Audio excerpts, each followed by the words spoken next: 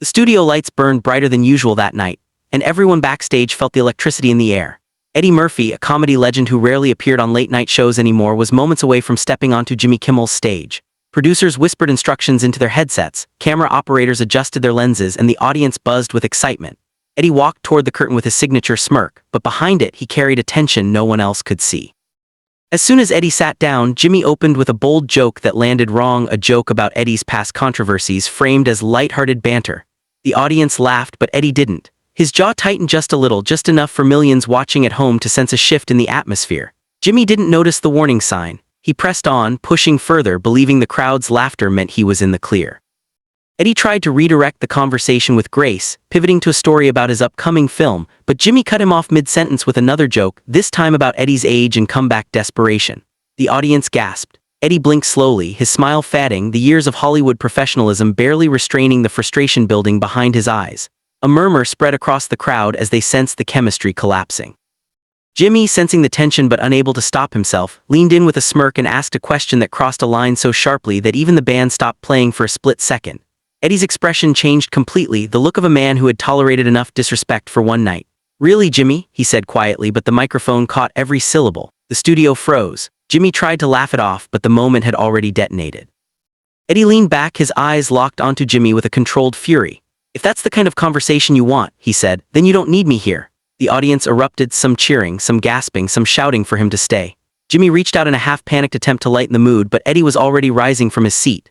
The producers backstage watched in horror as live television turned into a crisis unfolding in real time. The camera followed Eddie as he stood up, unhooked his mic, and walked toward the side stage. Jimmy attempted a joke to recover the moment, but his voice cracked slightly, revealing how rattled he truly was. "Ladies and gentlemen, Eddie Murphy," he said, but it sounded more like a plea than an introduction.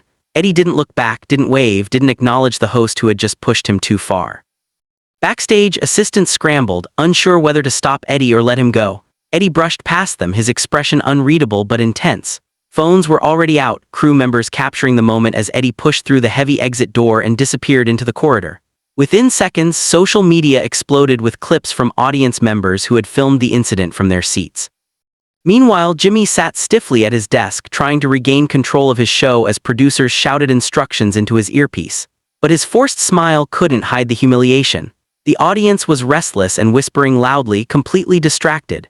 Jimmy tried transitioning to the next segment, but the energy in the room was gone. The show felt derailed beyond repair. Outside the studio, Eddie slid into his car, exhaling the anger he had kept bottled up. "I don't need this nonsense," he muttered. His driver remained silent, understanding the gravity of the moment. Eddie had weathered decades in Hollywood, but tonight had cut deeper than he expected. Not because of the jokes he had heard worse, but because Jimmy had crossed a line between comedy and cruelty. As Eddie's car pulled into the night, headlines were already being written, videos already going viral, and fans already choosing sides. But Eddie didn't care about the storm brewing online. For the first time in years, he felt strangely liberated. He had walked off stage not as a defeated celebrity, but as a man unwilling to be publicly disrespected. And the world, watching in shock, knew this wasn't just late-night drama. It was a moment people would be replaying for years. The fallout began before Jimmy Kimmel even finished the show. Inside the control room, producers frantically argued about whether to cut the moment from reruns, but it was already too late. Audience members had uploaded dozens of clips, each capturing Eddie's final glare before walking off. By the time Jimmy reached his closing monologue, the hashtag #EddieWalksOut had climbed to the #1 trending topic worldwide.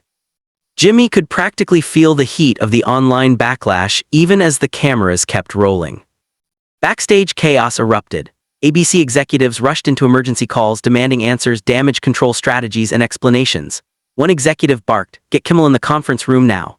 But Jimmy was still on stage, forcing a shaky smile while the audience offered only half-hearted applause. He had no idea what waited for him once the cameras turned off. He only knew it wouldn't be pleasant. His palms were sweating, and even his band could sense the shift in the room's energy.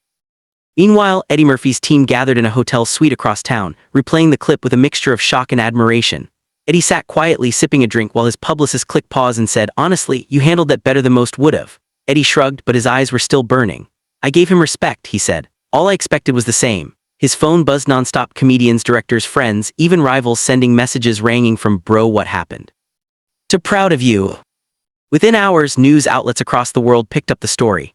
Headlines spun the moment in every direction, some claiming Eddie was thin-skinned, others defending him fiercely. But the clip didn't lie. Anyone who watched it could see that it wasn't a joke, it was disrespect disguised as humor. Fans rallied behind Eddie instantly. Longtime supporters began posting old clips of Eddie humbling hecklers and shutting down rude interviewers, calling him the king of knowing when to walk away. Jimmy Kimmel's team attempted their own damage control. A publicist drafted a half-apology, half-explanation statement, but nothing they wrote sounded sincere enough to calm the storm.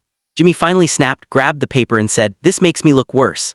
But his producer replied sharply, "Jimmy, you already look worse, you need to fix this." Jimmy ran his hands through his hair, realizing that this wasn't just a bad interview, this was a career-defining moment, and not in a good way. Late that night, Eddie stepped onto the balcony of his hotel suite, overlooking Los Angeles as it glittered beneath him. His phone buzzed again, this time from a major streaming platform offering him a live special to tell his side. Eddie ignored the message for now, inhaling deeply as the cool night air washed over him. He wasn't angry anymore, just disappointed. He had hoped the interview would be fun, nostalgic, maybe even heartwarming. Instead, it became a spectacle. Back in the ABC studio, Jimmy finally reached his dressing room, slamming the door behind him.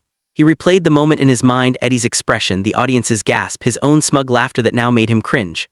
The more he thought about it, the more the realization sank in. He had pushed the wrong person the wrong way at the wrong time. His producer knocked softly on the door and whispered, "Eddie's rep just officially declined all offers to return."